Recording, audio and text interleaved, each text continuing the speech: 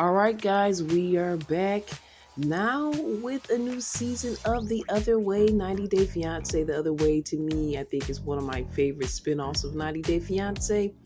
This is a reality show with couples, one from the US, one from another country. They are navigating their way around their relationship, around different cultures, language barriers, um, possibly getting your visa, your 90 Day Fiance process, and hopefully getting married at the end of it all.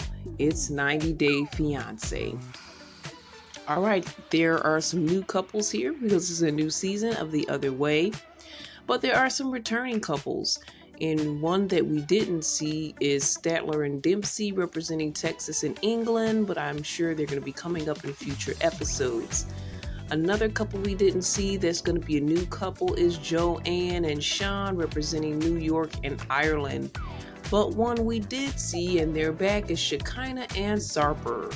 Some people may be happy about this, some people not so happy, but it is what it is.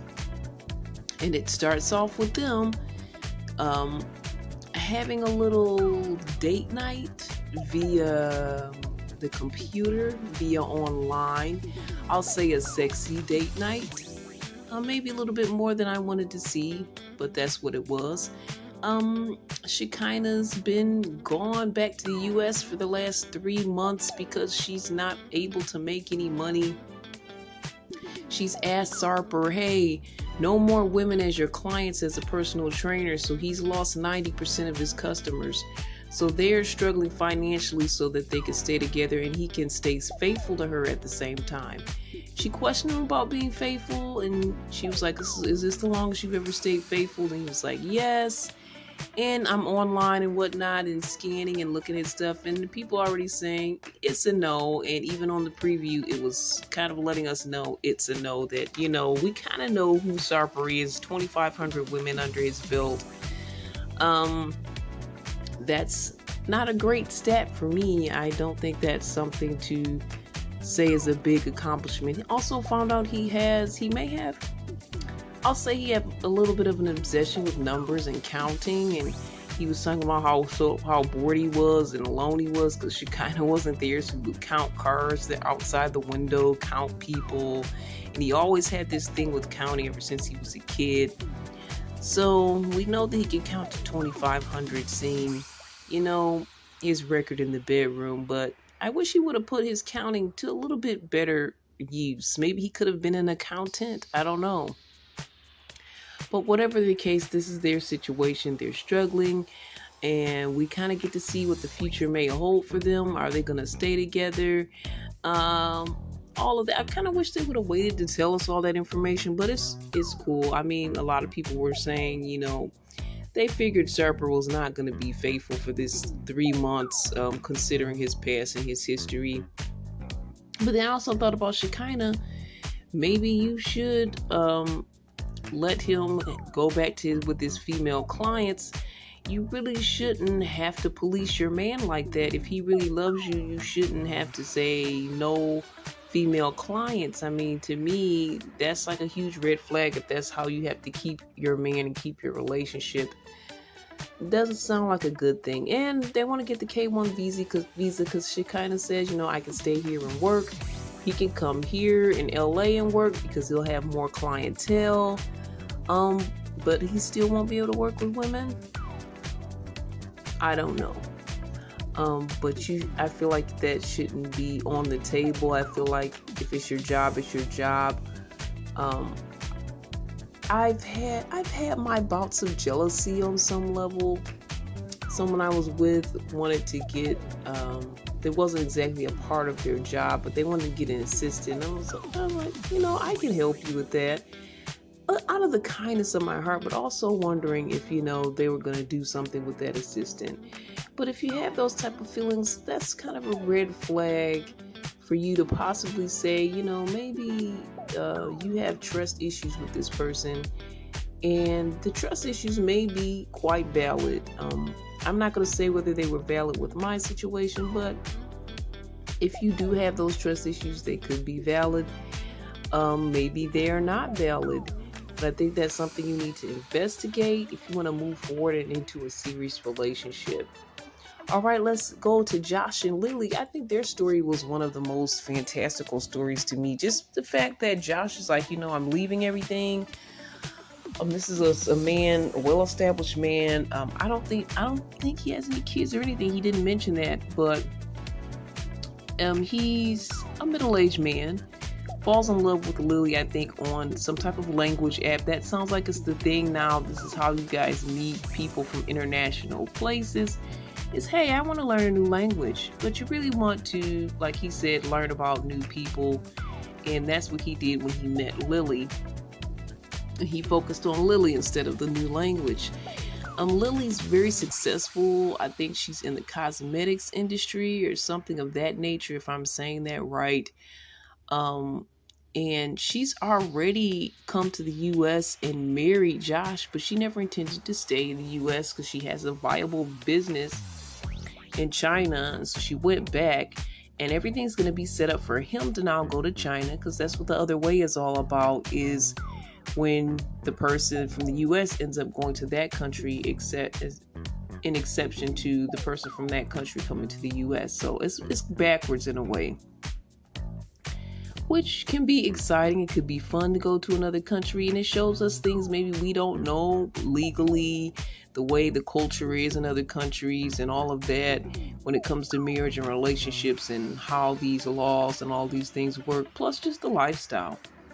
So he's leaving everything he knows, going to live with a Lily who makes a great living. So he does have some insecurities, though, that he'll be in a position where he's completely trusting her, which many women have been in that position as well, completely trusting their spouse. But for him to be a man in that position, it feels different for him. And also, it's in Chinese culture, the man usually earns all the money. And of course, even in the US, people might side-eye him as well because of their new arrangement. But I think it sounds pretty great. I think it's awesome that the tables have turned financially anyway, and a woman is got everything going for her, and the man is going to come live with her.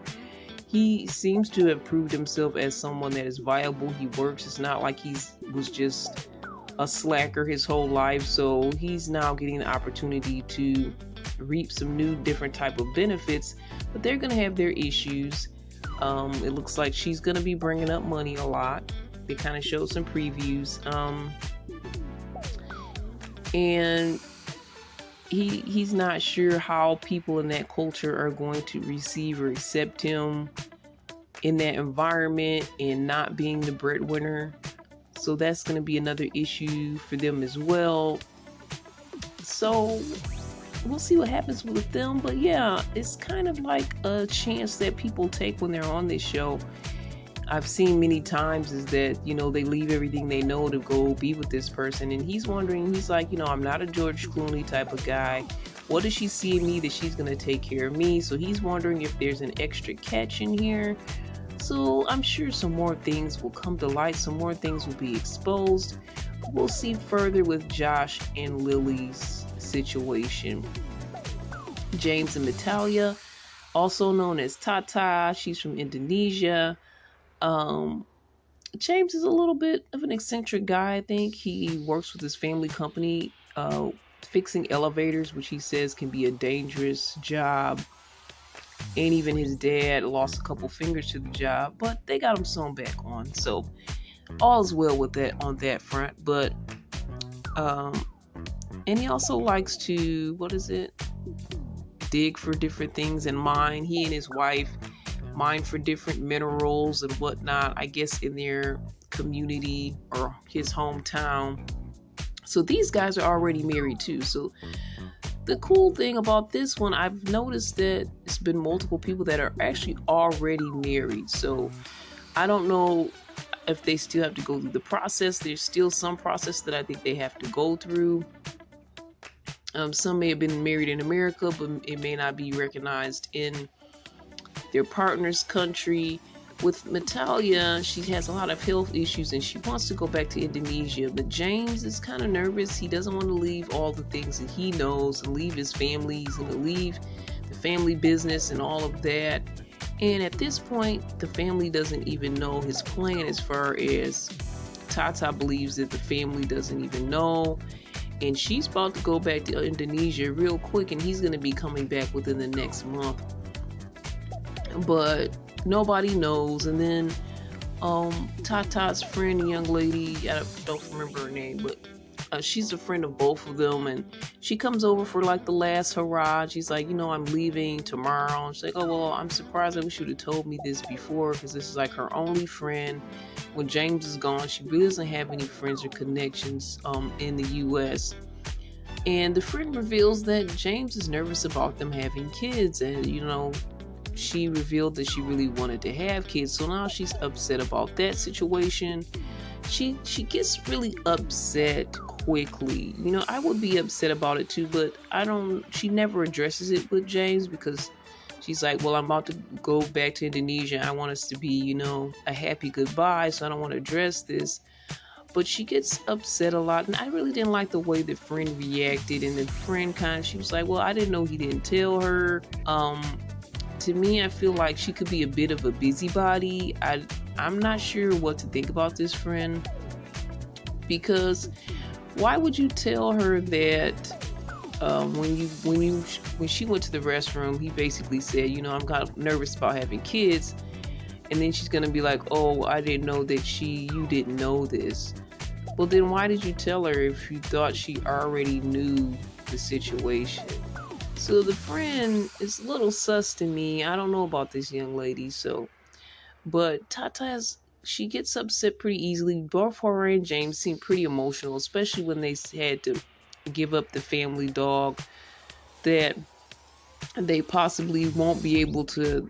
For this time, they can't bring the dog because if it has any diseases or issues, or they'll euthanize it as soon as it gets to her country.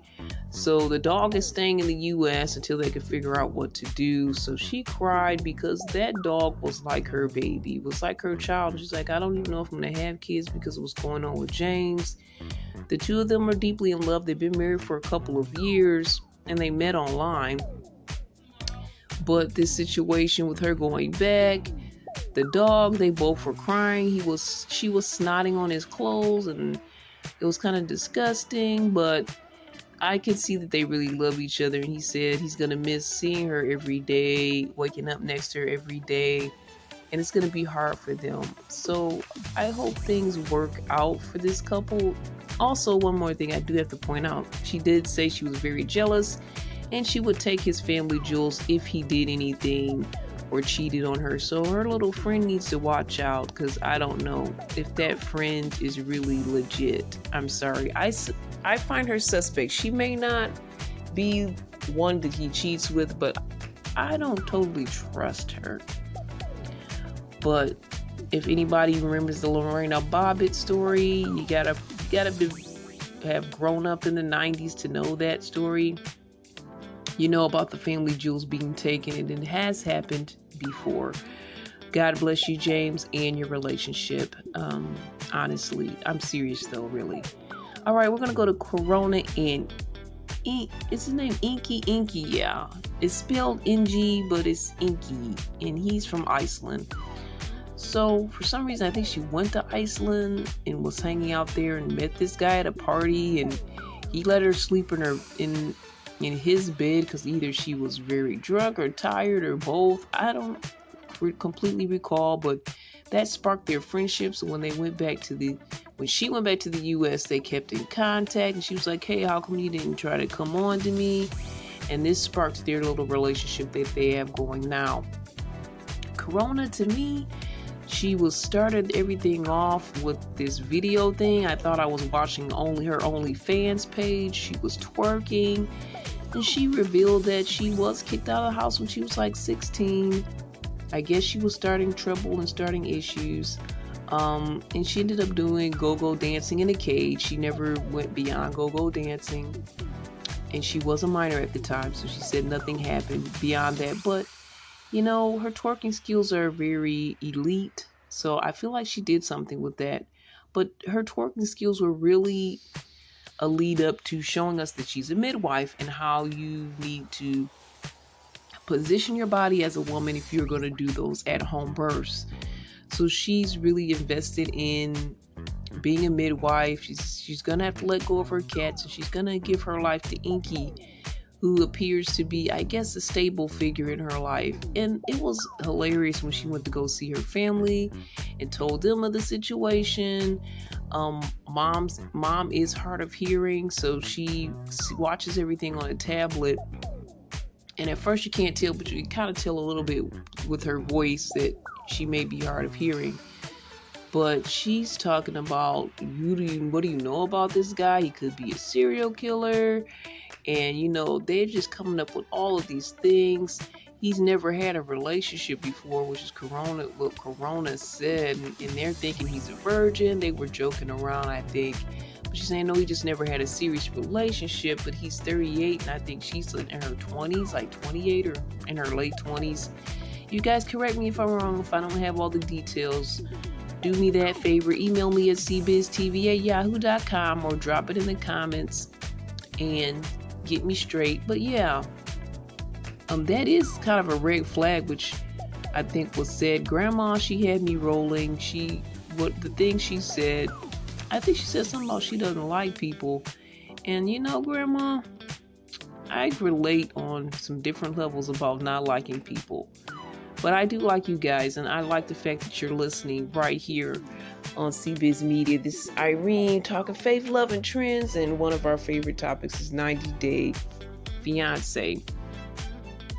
Recap chats. We talk about other reality shows based on love, and we invite you to come on if you want to talk about faith, love, or trends. Well, let's get back to this. Yeah, Corona and Inky and the whole idea of marriage comes up, and she's saying, well, we kind of talked about it, but not really. So they're like saying, how committed is this guy? You're going to go all the way to Iceland for this person. Is it worth it at the end of the day to leave your career? Because she was planning on going to school to be a midwife. She was already accepted, but now she's going to try to transfer and do everything in Iceland. So we're hoping that her dreams come true there. And we're hoping that Inky is a legit guy. Looking at Inky, to me, he's a little bit of an odd duck looking guy. He's not bad looking. He's a little bit of an odd duck. So to me, I'm like, why is she going for this guy? He must be a stable person. He must be like financially stable or helpful to her, because she did have struggles in the past, not having anyone to support her or look after her, having to leave her home at a young age. Maybe she's looking for that stability, that commitment. And I hope Inky has that, because when I'm looking at his looks, I mean, he's okay. Something's a little different, but I've dated guys that had some different things going on with them. And it's not, to me, all about looks. It's about the person just caring, loving you, and trying to give the relationship a chance. And I wish I could say they were like very financially stable and all of those things. They weren't. But it was a situation where it seemed like they cared and they wanted a relationship and they wanted to try. And I guess that's all that I required at that moment in time. Have my requirements changed? I think they've changed, but I'm working on some things, guys. Check out my project, Why I Didn't Get Married. That'll tell you a little bit more about my story at cbiztvmedia.com. So thanks, guys, for letting me go off on another tangent, but I'm back. I'm back over here with 90 Day Fiance the other way. And that was actually our last couple to talk about that was in the episode this time around. So what do you guys think about the other way? I was on Twitter. Some people are saying they don't feel like they have a favorite couple. And I say, I don't think I have one yet, but it may come, it may happen. Shekinah and Sarper is a no for me. They're just very messy. But people are really interested in them, and I do kind of want to see what's going to happen next with them, even though they kind of revealed a lot as it is. But that's it for our recap chat. We hope for more fantastical stories when it comes to love in other countries and different cultures and language barriers and relationship issues and all of those topics. We talk faith, love, and trends right here on CB's Media. So let's talk about it again. Talk to you guys later. This is Irene. All the best and God bless.